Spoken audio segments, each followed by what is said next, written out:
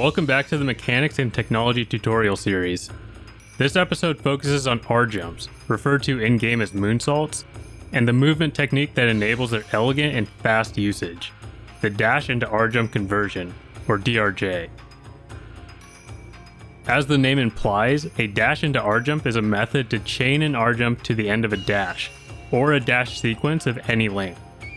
DRJs have immense utility and prolific usage in Tenchu Z Speedruns, currently found in about 2/3 of the mission strats for both Any% and HN5 speedrun categories. The individual inputs for a DRJ are quite simple, although somewhat odd. Perform a dash as usual with a combination of right trigger, A, and left stick forward. During this dash animation, release all of these inputs. As your character lands the dash, tap right trigger and A to launch the R-Jump.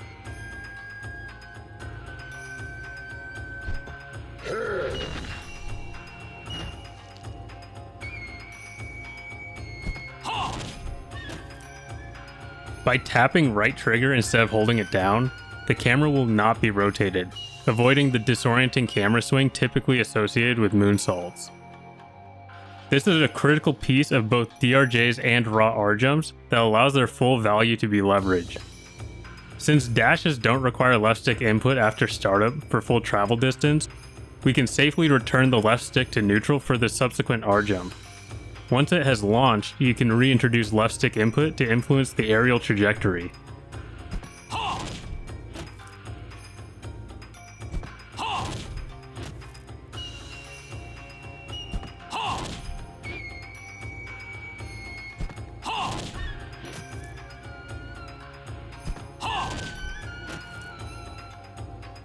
The core reason DRJs are so powerful is the utility of R-Jumps.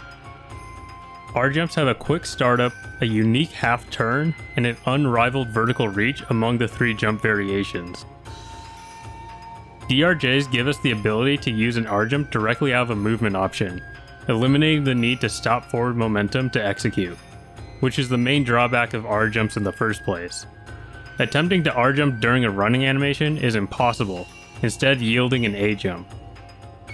Since a neutral stick position is the core requirement to R-Jump, they can be chained out of dashes, side hops, backflips, slashes, A-Jumps, L-Jumps, ledge climbs, and a few other niche actions.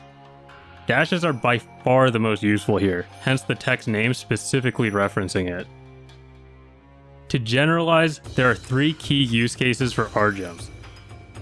Ledge grab skips, in which certain walls and terrain are ascended without using ledge grabs. Reverse eave grabs, a technique to grab roofs and eaves while standing underneath them. And positioning and spacing, in which the DRJ's forward travel, jump trajectory, and/or rotation is leveraged for specific movement sequences or SK setups. These are the fundamentals of a DRJ, but as to be expected, the devil is in the details.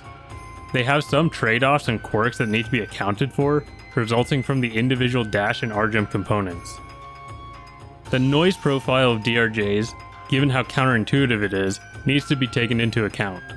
Dash has produced quite a bit of in-game noise, which will cause nearby guards to enter a purple meter status and become more aware of their surroundings. Conversely, and contrary to the over-the-top yell the character makes during the jump, an R-Jump is considered to be a silent action in-game. This quirk doesn't have any practical ramifications, and instead is more misleading than anything. The built-in half rotation can be a blessing or a curse, depending on application. In most cases, we want to continue our forward route, which requires turning around after an R-Jump to continue.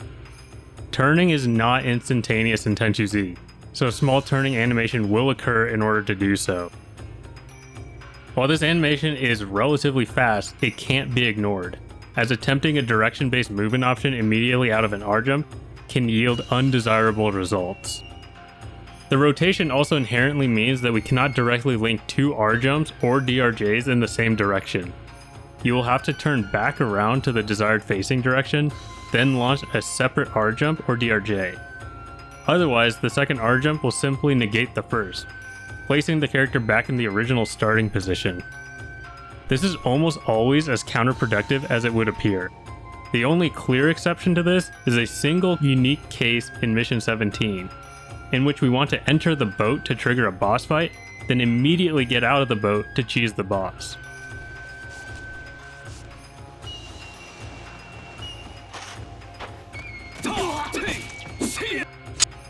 The half rotation aspect of moonsaults can be leveraged favorably aside from Mission 17. This aspect of R-Jumps facilitates a rather unexpected ability to grab roofs and eaves while standing underneath and facing away from them. The half rotation faces the character towards the eave mid-jump, which combined with the height of the R-Jump causes a ledge grab. This is the tech called a reverse eave grab, and while it's used only a few times in runs, their impact is massive. In short, DRJs are a high utility, highly versatile movement tech option that can leverage the negative attributes of its individual components for otherwise impractical or impossible maneuvers.